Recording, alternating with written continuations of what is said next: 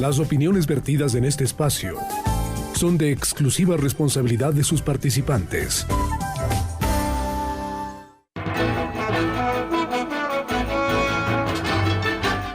Ahora vamos a presentar una entrevista, un diálogo con Eduardo Durán Cousin. Eduardo Durán Cousin es un periodista, es un diplomático, analista de temas internacionales y fundamentalmente es un gran investigador de lo que ocurre en la historia contemporánea.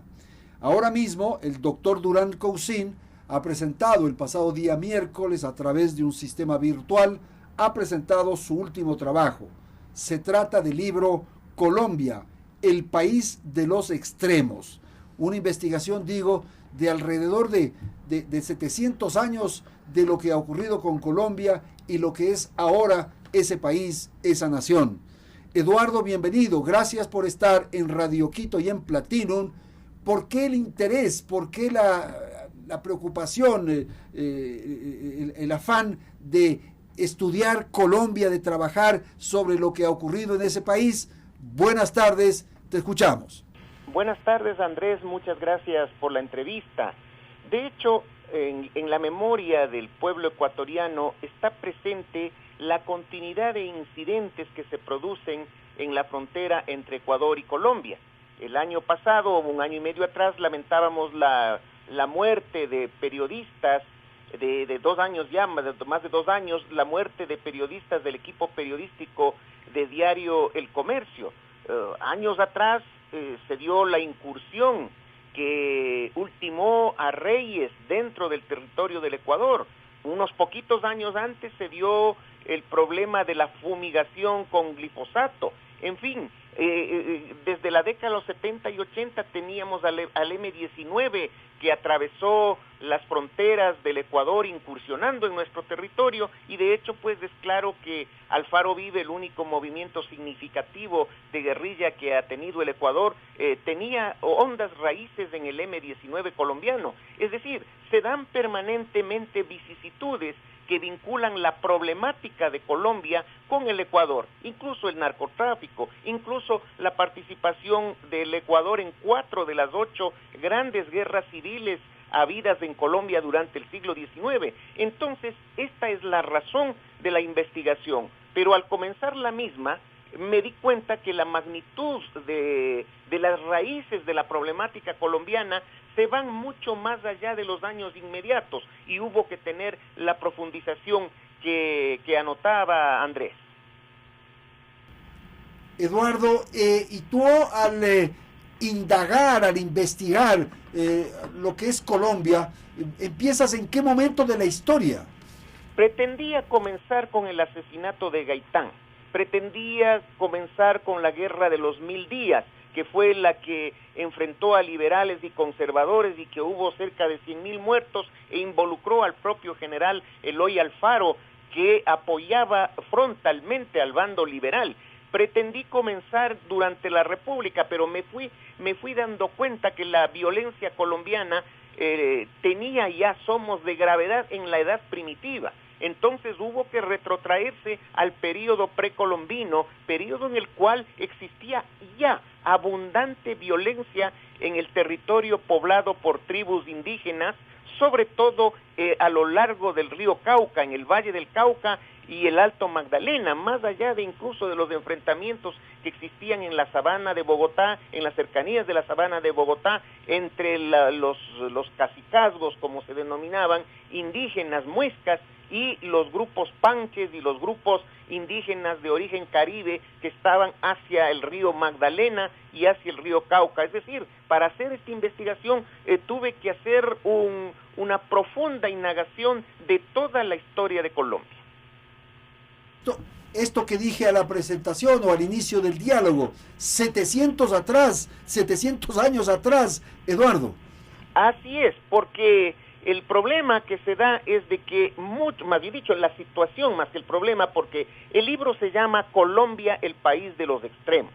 Pero cuando hablo de extremos, no me estoy refiriendo exclusivamente a lo que vamos anotando, el extremo violento, el extremo problemático, sino también el otro extremo, el extremo positivo, el pueblo colombiano como pueblo cordial, como pueblo emprendedor, como pueblo abundantemente creativo. Recordemos las artes provenientes de Colombia, la creatividad artística del colombiano. Me encontré, para sorpresa mía, de que las tribus indígenas de aquel periodo, a la vez que tenían estos rasgos de violencia y de crueldad, porque hay que tomar en cuenta que eran tribus en su mayor parte las del área del río Cauca, que les menciono, que es una área enorme, eran caníbales. Entonces, obviamente, ese tipo de violencia llegaba ya a extremos inusitados que se desarrollan, que se analizan en el libro y que se citan con autores serios. Digo, estas virtudes y estos grandes defectos actuales que están presentes en el momento actual de Colombia estaban dados ya en aquel periodo. Los cronistas españoles hablan de que los conjuntos humanos colombianos que descubrieron, particularmente en la sabana de Bogotá, en el área Quimbaya, allá en lo que es actualmente el eje cafetero, descubrieron que eran indígenas amables, afectuosos. Las jovencitas indias de aquel periodo, dicen, eran más cariñosas que a menester, dice uno de los cronistas españoles, y eso da la idea de que esos comportamientos extraordinarios comenzaron a darse en ese periodo. Y desde luego, en el análisis, que resulta un análisis estructural objetivo, que vincula los hechos económicos, políticos, sociales, culturales, con los anímicos, se toma en cuenta estos parámetros bajo la tesis de que pudieron ser anímicamente heredados a la Colombia actual,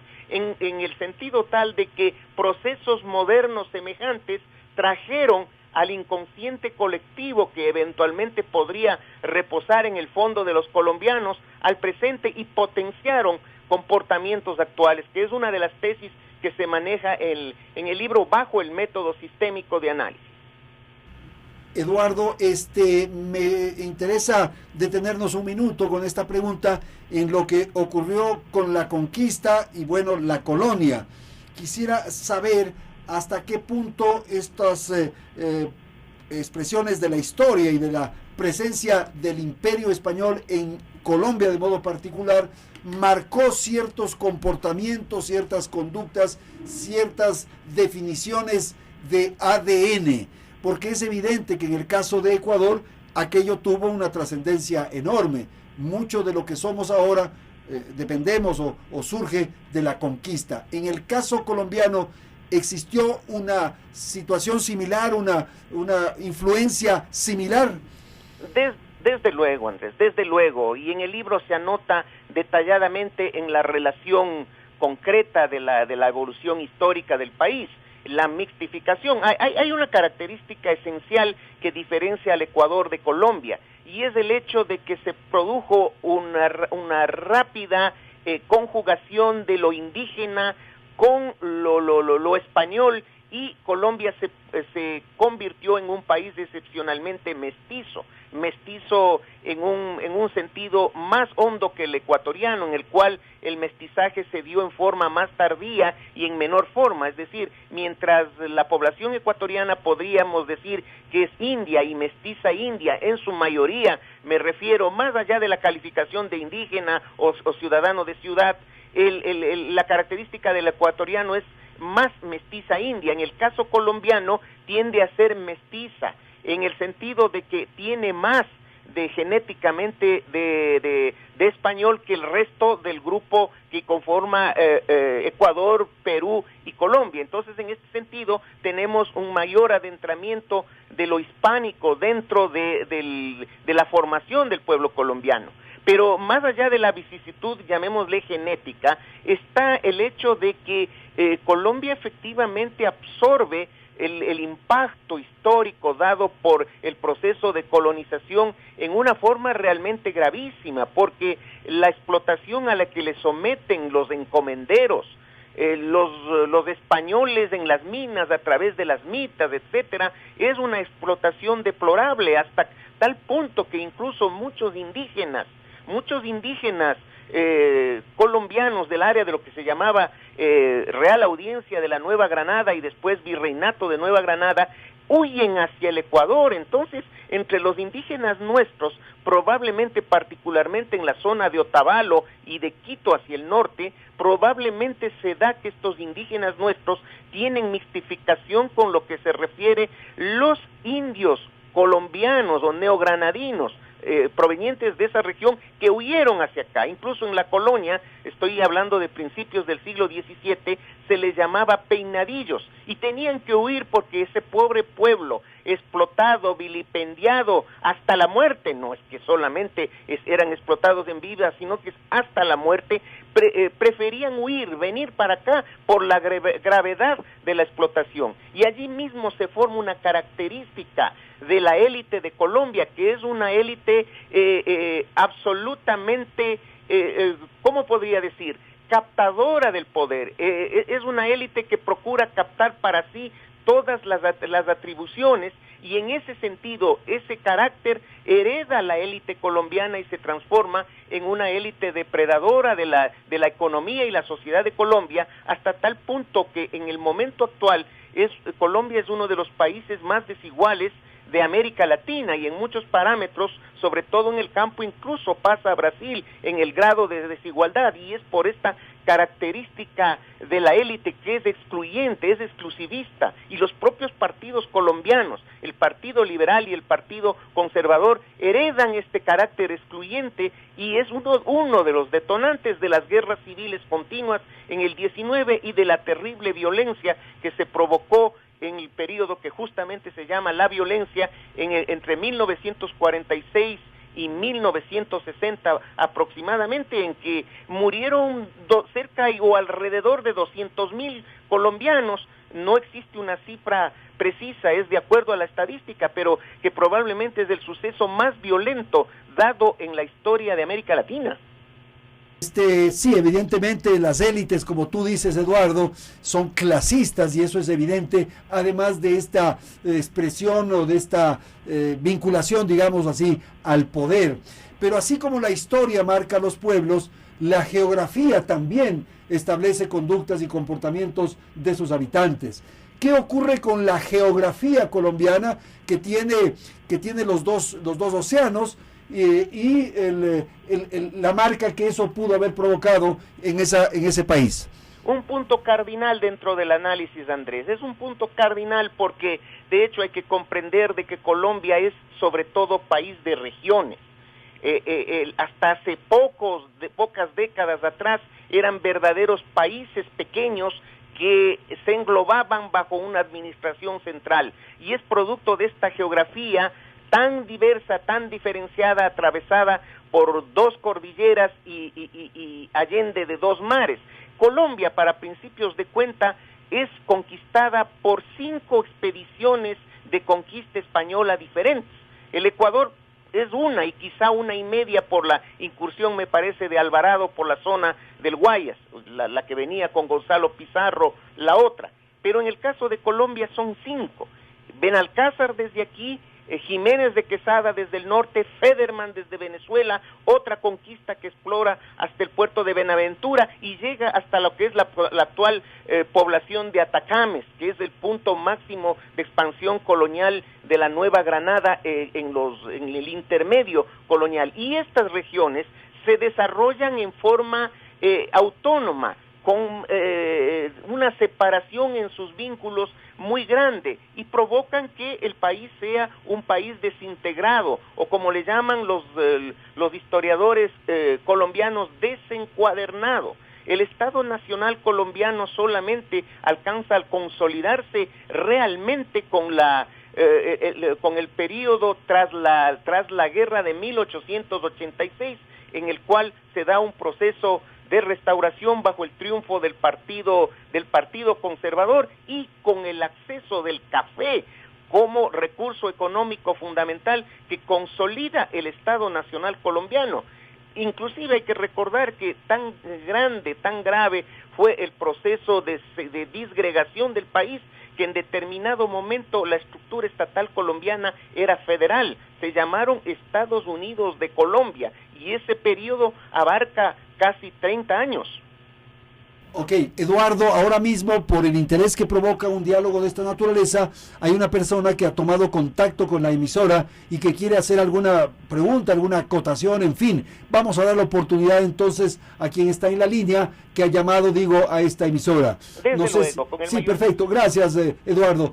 No sé si es un hombre o una mujer, le saludamos, muy buenas tardes, si es tan amable, se identifica con su nombre, de dónde llama y cuál es el punto que quiere tratar con nuestro invitado. Adelante, buenas tardes. Buenas tardes, licenciado Carrión.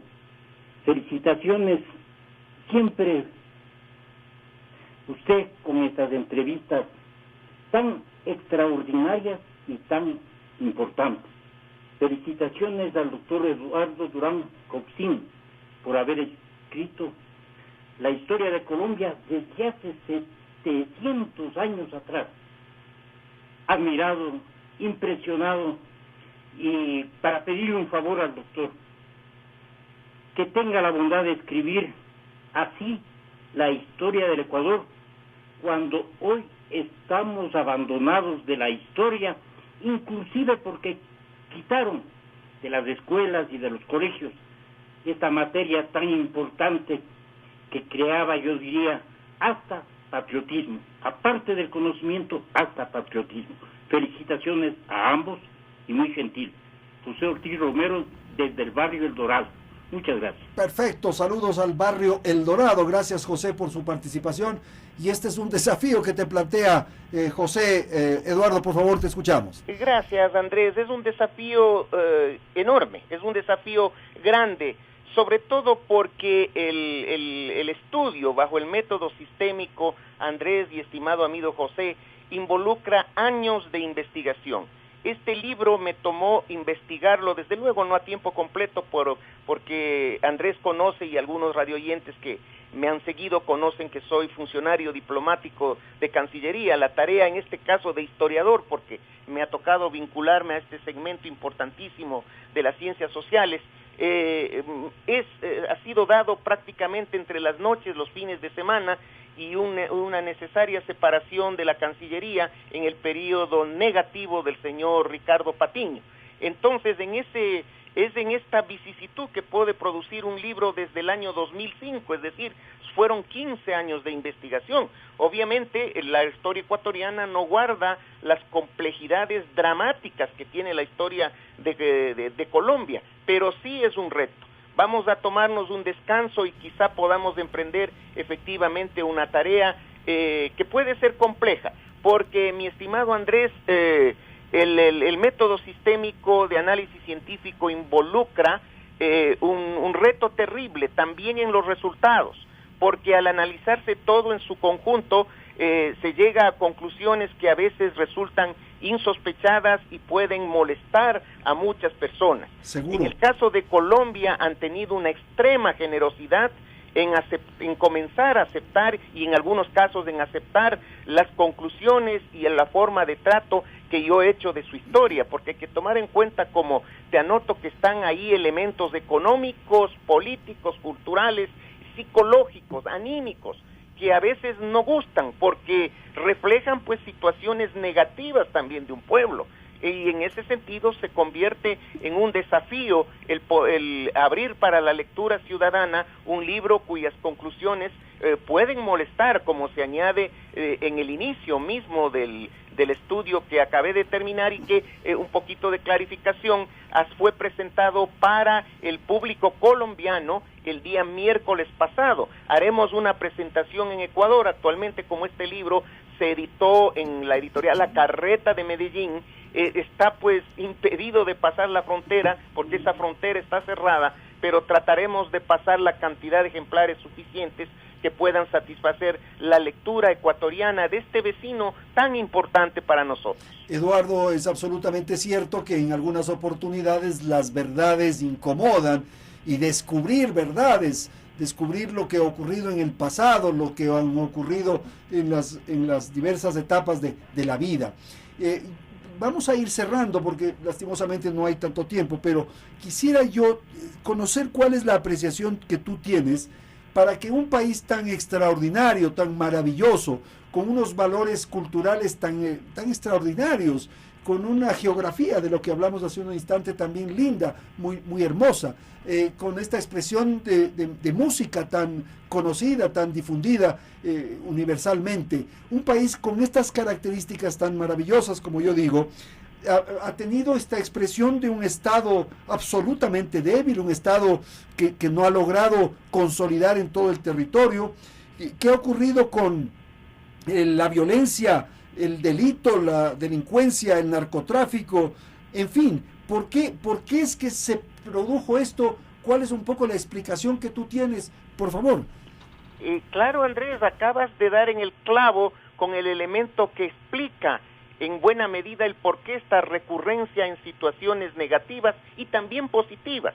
La debilidad del Estado, o un término que yo utilizo más adecuadamente, la insuficiencia del Estado en el territorio colombiano desde la colonia, ¿no? Porque no es un fenómeno presente y ha estado reproducido en el periodo colonial por un desgano de la corona en producir una colonización, o más bien dicho, una administración colonial adecuada en el territorio de Colombia, que le creó gravísimos problemas, entre ellos del contrabando, que sería el precedente del narcotráfico. Ahí tenemos, por ejemplo, una constante de la historia colombiana que comienza en el año 1600 y que de hecho acaba en el hecho de que Pablo Escobar utiliza para el inicio de sus negocios las mismas rutas de contrabando que se utilizaban en la colonia. Es decir, es una historia larga en el tiempo, y la debilidad del Estado está en el trasfondo de todas estas situaciones irregulares en Colombia. Al estar el Estado no presente, al no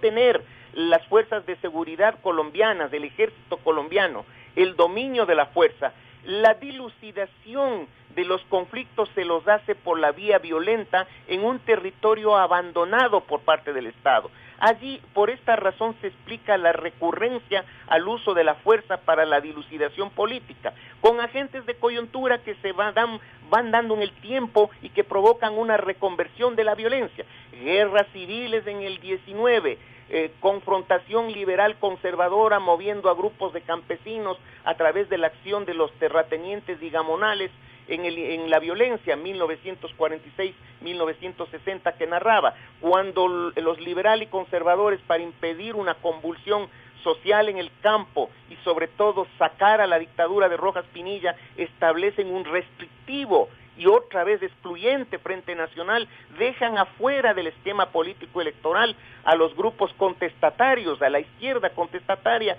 la cual, desesperada y ante la situación que se les presenta, acuden a las lomas y montañas, y ahí tenemos el surgimiento del ELN, de las FARC, es decir, agentes que se dan por razones específicas en la sociedad colombiana, pero que encuentran en el trasfondo de la debilidad del Estado el telón de fondo necesario para que se arme esta historia de terror, que es la violencia interminable en Colombia, que es el narcotráfico, que es la delincuencia, incluso delincuencia transnacional dada de este territorio. Pero no puedo dejar de decir, por lo menos, si me regalas unos 30 segundos, también las partes positivas, la ausencia del Estado, la ausencia de importancia del Estado en el territorio colombiano provoca la generación de un pueblo de ánimo liberal, el cual no está confiado en que el Estado le dé haciendo todo, sino dice: yo mismo lo voy a hacer. Entonces ahí nace el pueblo creativo, nace el pueblo que se dibuja en las artes y que sobre todo a través de la producción del café en las pequeñas granjitas de las lomas y luego en las empresas que comienzan en Medellín y en Bogotá, surge una clase económica liberal que empuja a Colombia en una forma admirable, y eso nace también de la insuficiencia del Estado colombiano, entre otras cosas positivas, desde luego. Es decir, por eso el nombre de país Colombia, de Colombia, el país de los extremos, porque hablo de los dos extremos, del malo y del bueno, o diría por extremo del malísimo y del buenísimo. Gracias, Eduardo. Vamos a terminar. He recibido un mensaje aquí en nuestro sistema WhatsApp que dice: felicitaciones por esta tan interesante entrevista. Saludos especiales a mi compañero Eduardo Durán Cousin. Firma esto Diego Morejón. Por favor, Eduardo. Muchísimas gracias pues al embajador Diego Morejón, faltaba más, un abrazo, y claro, este estudio está destinado incluso al mejor conocimiento de parte de del sector diplomático en cuanto a su trato con Colombia, para que sepan positivamente a qué atenerse en cuanto se refiere la evolución futura de los acontecimientos en Colombia, porque en tanto y en cuanto estas situaciones que se presentan no sean modificadas, la problemática y las cosas positivas continuarán repitiéndose en igual forma.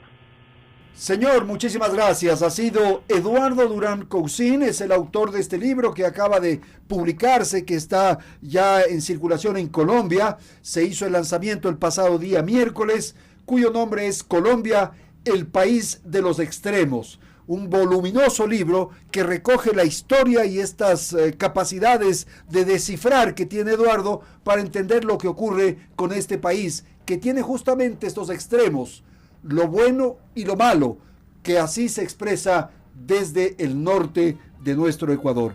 Gracias por atender este diálogo